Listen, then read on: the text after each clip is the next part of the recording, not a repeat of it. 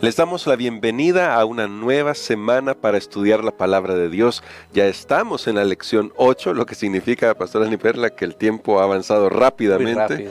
Muy rápido. Y en esta lección estamos estudiando el tema Viendo al Invisible. Es más, me gusta mucho el texto de memoria, que no siempre lo mencionamos acá en las lecciones, pero es muy interesante el texto. Por la fe dejó Egipto, refiriéndose a Moisés, no temiendo la ira del rey, porque se sostuvo como viendo al invisible. Y vamos a descubrir algunas cosas que nos van a resultar muy interesantes en nuestra experiencia. Así que el tema de hoy es la extravagancia de nuestro Padre. Vamos a orar para aprender sobre esto. Querido Señor, estamos muy alegres de saber que hasta aquí tú nos has cuidado y hemos aprendido en estas lecciones cómo deberíamos enfrentar las pruebas, los crisoles que vienen, pero todavía tenemos mucho que aprender porque en nuestra naturaleza humana tenemos expectativas que muchas veces van en contra de lo que tu palabra nos enseña. Pero ayúdanos, te lo rogamos en el nombre de Jesús. Amén. Amén.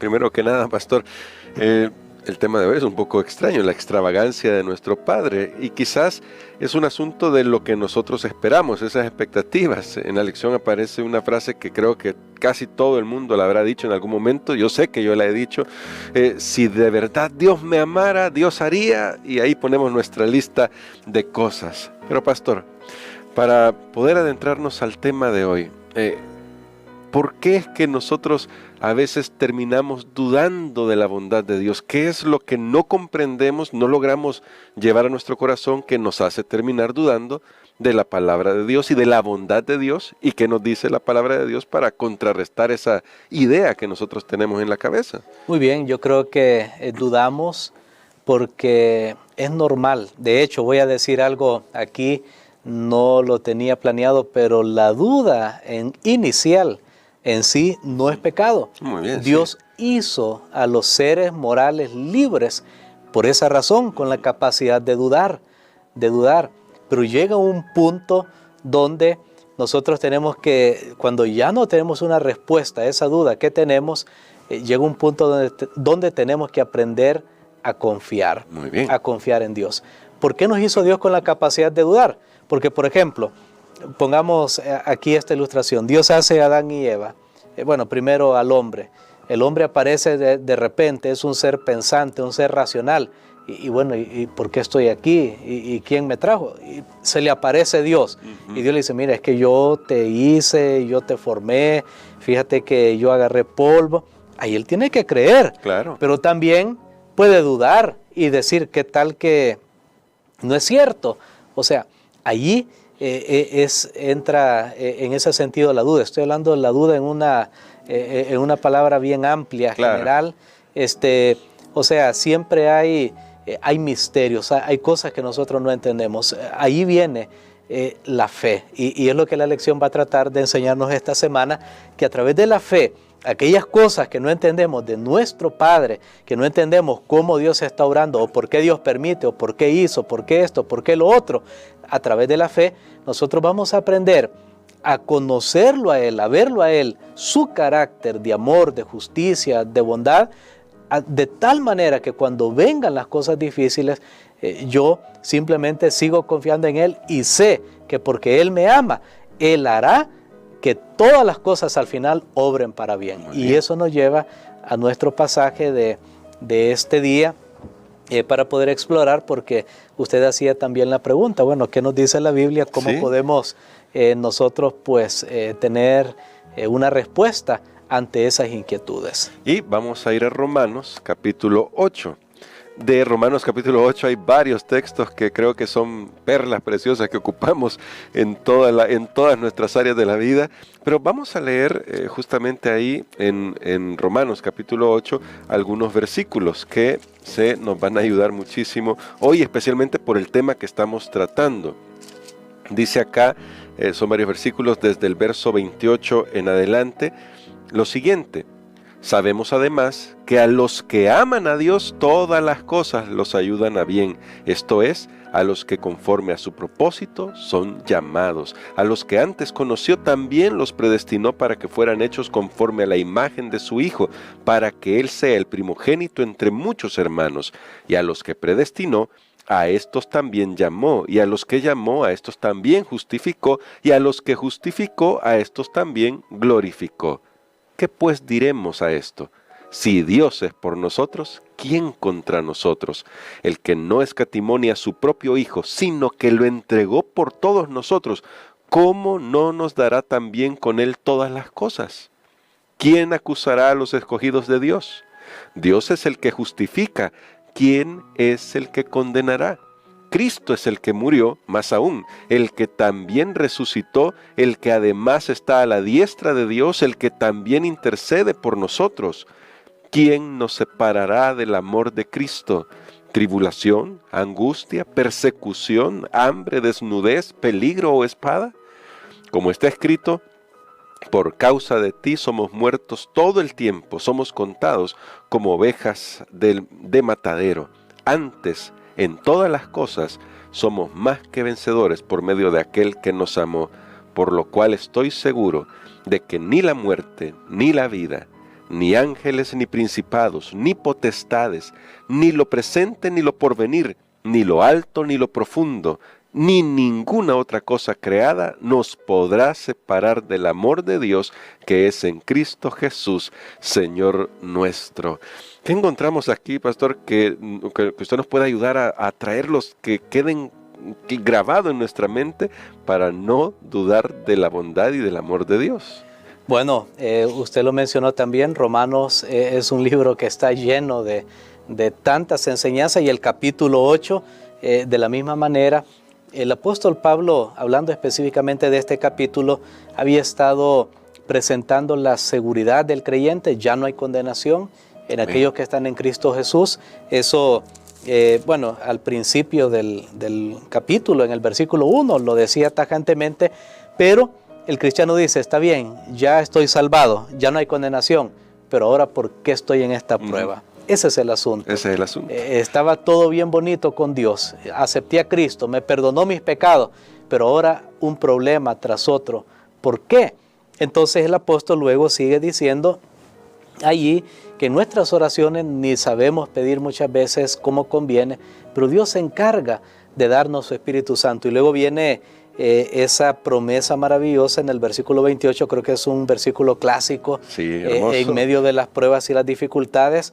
Dice el apóstol, sabemos, o sea, no hay duda, es una certeza, sabemos, además ¿de qué? Además de todo lo que ella dijo, estamos salvados, tenemos el Espíritu, sabemos, además, que a los que aman a Dios, todas las cosas les ayudan a bien. Amén. Y aquí el apóstol dice, ¿saben qué? No importa lo que suceda, si tú eres un hijo de Dios, si ya estás salvado, ya no estás condenado, lo que suceda, no te preocupes en un sentido. O sea, no le pongas mente a eso, porque Dios va a hacer que todo obre a tu favor. Y eso lo hemos encontrado en historias bíblicas, por ejemplo, la de José. Sí. Como todo al final obró para bien. Si la de José obró para bien, tu historia, mi historia, obrará para bien. Amén. Solo tenemos que esperar, solo tenemos que confiar. Es más, el apóstol tiene esto tan seguro que al final todo se va a resolver, al final todo va a ser para bien, que en el versículo 30 me llama la atención cómo termina y dice, yéndonos hasta la parte final, y a los que justificó, a estos también glorificó. Noten, la glorificación sí. Es en el futuro, es cuando Cristo venga y transforme todo nuestro cuerpo en un cuerpo, dice la Biblia, semejante al suyo, es donde Él elimina el pecado. O sea, la glorificación todavía no ha sucedido. Ahorita estamos en el proceso de justificación y santificación. Justificación, ya me perdonó. Santificación, Él me va haciendo más como Él. Pero glorificación es ser como Él. Eso solo será en su segunda venida. Pero Pablo está tan seguro que lo pone en el pasado. Y dice, mira, no debes tener dudas de tu salvación. Dalo por hecho, dalo por sentado, que ya tú estás salvado. Qué maravilloso. Y entonces vamos a la otra parte del texto, a partir del versículo 31. Cuando uno lee comentarios de este pasaje, uno se da cuenta que muchos teólogos han llamado a esto el canto triunfal del cristiano. Amén. Del versículo 31 hasta el versículo 39. Es un canto de triunfo, es un canto de victoria. No termina la historia del cristiano en fracaso, en derrota, a pesar de lo que está sucediendo en su vida. Y entonces el apóstol va a lanzar unas preguntas, tal vez si nosotros las agrupamos, pues serían 5 preguntas principales. Comienza diciendo, primero, ¿quién es contra nosotros? O sea, si Dios está con nosotros, ¿quién contra nosotros? La seguridad del cristiano está allí. Luego nos muestra que si Dios, y tal vez por eso tenemos el título, la extravagancia de nuestro Padre, porque dice, el que no escatimó en el versículo 32 ni a su propio Hijo, sino que lo entregó por todos nosotros, ¿cómo no nos dará también con Él todas las cosas? En otras palabras, la cruz de Cristo es la garantía de que Dios me dará todo lo que necesito para salvarme, porque Amén. Ya me dio lo que ya no hay nada mejor que podía darme. Quiere decir que todo lo que sucede en nuestras vidas, Él lo está controlando, garantizado por ese sacrificio de Cristo Jesús. Luego habla de la acusación. ¿Quién acusará? Porque sabemos que en la Biblia hay un acusador de los hermanos. También está nuestra propia conciencia que nos acusa cuando no hemos hecho algo bien. Y también están las demás personas que se deleitan en acusar. Pero Pablo dice, mira, aún eso no es realmente ahora importante. Y estas preguntas las lanza y sabe que estas preguntas no tienen respuesta, porque cuando él dice, ¿quién contra nosotros? ¿Quién acusará? ¿Quién condenará? ¿Quién nos separará? Entonces, ¿estos quién?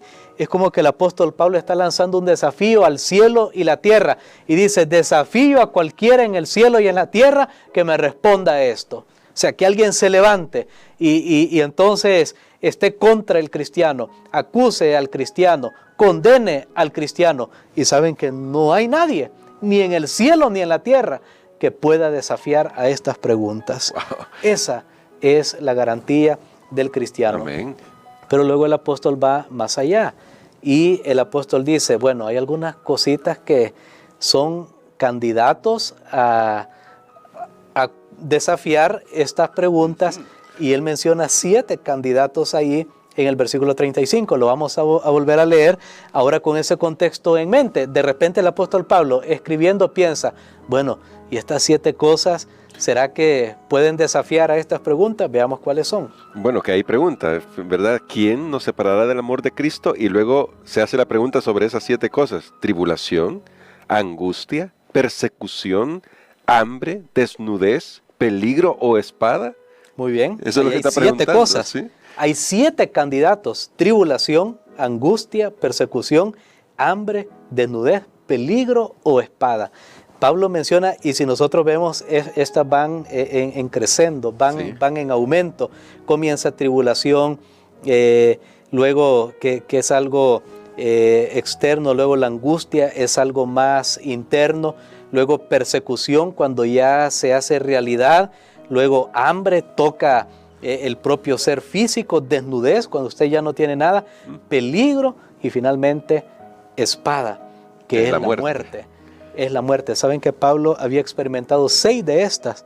Solo le faltaba la última. Sí. Solo le faltaba la última, que era la muerte que posteriormente él va a sufrir por Cristo. Pero Pablo dice, mire, tampoco estos 7 candidatos nos pueden separar de esas realidades, de esa garantía del cristiano de salvación. Y esto es maravilloso porque si el apóstol Pablo pudo pasar todas estas pruebas y estos crisoles, pero él nada de eso lo pudo realmente mover de su fe en Cristo, en aquel que lo había amado, y él estaba tan seguro que después que todas esas cosas pasaran, lo que seguía era ya la vida eterna con Cristo. Amén. Y creo que, bueno, estás tan seguro de eso que en el verso 36 él de alguna manera reconoce que nosotros somos candidatos de todas maneras a la muerte en este mundo que está plagado por el pecado. Entonces, pastor, destacando el texto, porque veo aquí, y usted lo enfatizaba, lo que hizo Dios al entregar a su Hijo, quiere decir que para que cuando, para decirlo mejor, cuando nos subimos al muro, que eso era una idea que quedaba de la semana pasada, cuando nos subimos al muro y cambiamos la perspectiva, lo que necesitamos ver es la cruz de Cristo para no olvidar cuánto nos ama nuestro Dios. Definitivamente, creo que en esta oportunidad, en esta lección de hoy, nosotros podemos saber que la garantía de toda nuestra salvación está siempre centrada en el amor de Dios al entregar a su Hijo por nosotros. Amén. Ya Dios garantizó nuestra salvación. Que van a haber problemas, que van a haber dificultades, van a haber. Porque Pablo no dice no van a haber, dice estas cosas van a existir, pero somos más que vencedores por todas estas cosas. Y nada, absolutamente nada, nos puede separar del amor de Dios. Solo hay un candidato que Pablo no mencionó, y no lo mencionó porque aquí está hablando siempre de garantía de salvación del creyente, del cristiano, de aquel que tiene su fe en Cristo. Y el único candidato que no mencionó es uno mismo. El único que puede realmente separarme del amor de Dios en Cristo Jesús soy yo mismo. De ahí no hay nadie, el diablo, nada, ni demonio, ni dificultades, ni enfermedad, nada puede separarme si yo no quiero. Siempre puedo estar unido a Cristo Jesús. Amén. Así que la decisión es nuestra. Y por eso le invitamos a que pueda decidirse por Jesús. Y pastor, quisiera que orara por nosotros por eso, porque ya vimos que nosotros mismos podemos ser nuestro peor enemigo en lecciones anteriores. Nada menos la semana pasada se destacaba eso. Dios quiere salvarnos de nosotros mismos.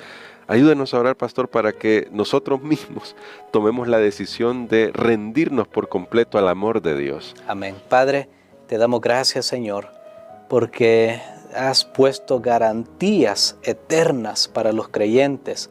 Gracias, Padre, porque podemos estar seguros que nuestra salvación ya es una realidad. Amén. Que tú no estás jugando a ver si pones hoy mi nombre, luego lo borras, lo vuelves a poner. No, tú ya tienes un libro de la vida y nuestros nombres están inscritos, lo creemos por la fe en ese libro.